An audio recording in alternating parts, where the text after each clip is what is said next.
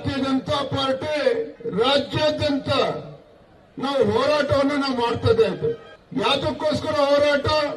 ಏನು ರಾಜ್ಯ ಸರ್ಕಾರದ ಕೃಷಿ ಸಚಿವರ ಒಂದು ಅವಿವೇಕತನದಿಂದ ಈ ನಾಡಿಗೆ 2 ತುತ್ತು ಅನ್ನವನ್ನ ಕೊಡ್ತಕ್ಕಂಥ ರೈತ ಬೀದಿಗಿಳಿದು ಹೋರಾಟವನ್ನು ಮಾಡ್ತಾ ಇರ್ತಕ್ಕಂಥ ಈ ಸಂದರ್ಭದಲ್ಲಿ ಭಾರತೀಯ ಜನತಾ ಪಾರ್ಟಿ ಯಾವತ್ತೂ ಕೂಡ ರೈತರ ಪರವಾಗಿ ಧ್ವನಿ ಎತ್ಕೊಂಡು ಬಂದಿರತಕ್ಕಂಥದ್ದು.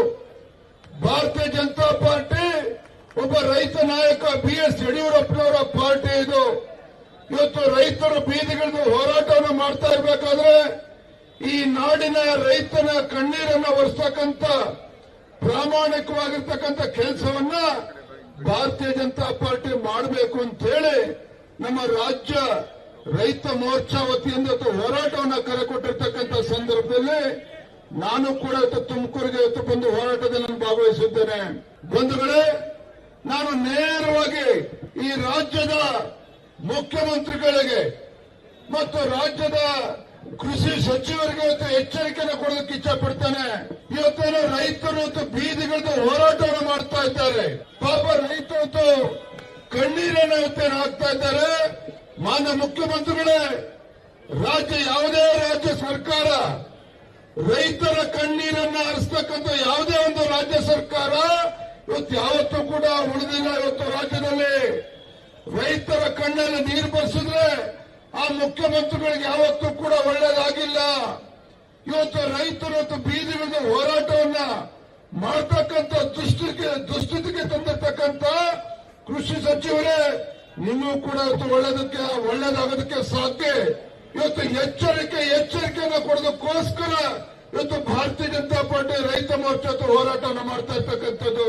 ಬಂಧುಗಳು, ಗೊತ್ತಿದೆ, ಇವತ್ತು ಹವಾಮಾನ ಇಲಾಖೆಯವರು ಬಹಳ 1 ತಿಂಗಳಿಂದಲೇ ಇವತ್ತು ಹೇಳಿದ್ರು ಈ ಬಾರಿ ಮಳೆ ಸಾಕಷ್ಟು ಆಗ್ತದೆ, ಸಾಕಷ್ಟು ಮಳೆ ಬರ್ತದೆ ಅಂತೇಳಿ ಹವಾಮಾನ ಇಲಾಖೆ ಹೇಳಿದ್ರು ಸಹ ರಾಜ್ಯದ ಮುಖ್ಯಮಂತ್ರಿಗಳು ಕಣ್ಮುಚ್ಕೊಂಡು ಕೂತಿದ್ರು. ಇವತ್ತು ರಾಜ್ಯದಲ್ಲಿ ಮುಖ್ಯವಾಗಿರ್ತಕ್ಕಂಥ ಕರ್ತವ್ಯ ರಾಜ್ಯದ ಎಲ್ಲ ಜಿಲ್ಲೆಗಳಿಗೆ ಪ್ರವಾಸ ಮಾಡಿ ಅಧಿಕಾರಿಗಳ ಜೊತೆ ಚರ್ಚೆ ಮಾಡಿ ಇವತ್ತು ವಾಸ್ತವಿಕ ಪರಿಸ್ಥಿತಿಯನ್ನ ಅರ್ಥ ಮಾಡ್ಕೋಬೇಕಾಗಿತ್ತು.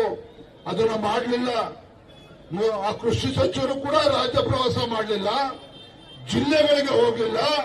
ಈ ರಾಜ್ಯದ ಮುಖ್ಯಮಂತ್ರಿಗಳು ಸಹ ಕೃಷಿ ಸಚಿವರನ್ನ ಕರೆದು ಅಥವಾ ಜಿಲ್ಲಾಧಿಕಾರಿಗಳ ಜೊತೆ ಸಮಗ್ರ ಚರ್ಚೆನೂ ಕೂಡ ಮಾಡಲಿಲ್ಲ. ಏನ್ ಮಾಡ್ತೀರಿ ಇವತ್ತು ರಾಜ್ಯದ ಪರಿಸ್ಥಿತಿ? ಮುಖ್ಯಮಂತ್ರಿಗಳು, ಉಪಮುಖ್ಯಮಂತ್ರಿಗಳು ತಿಂಗಳಿಗೆ 4 ಬಾರಿ ದೆಹಲಿಗೆ ಹೋಗಿ ಕೂತ್ಕೊಳ್ತಾರೆ. ತಿಂಗಳಿಗೆ 4 ಬಾರಿ ದೆಹಲಿಗೆ ಹೋಗಿ ಕೂತ್ಕೊಂಡು ಮೋದಿಯವರನ್ನ ಭೇಟಿ ಮಾಡೋದಿಲ್ಲ, ಸಂಬಂಧಪಟ್ಟ ಸಚಿವರನ್ನ ಭೇಟಿ ಮಾಡೋದಿಲ್ಲ.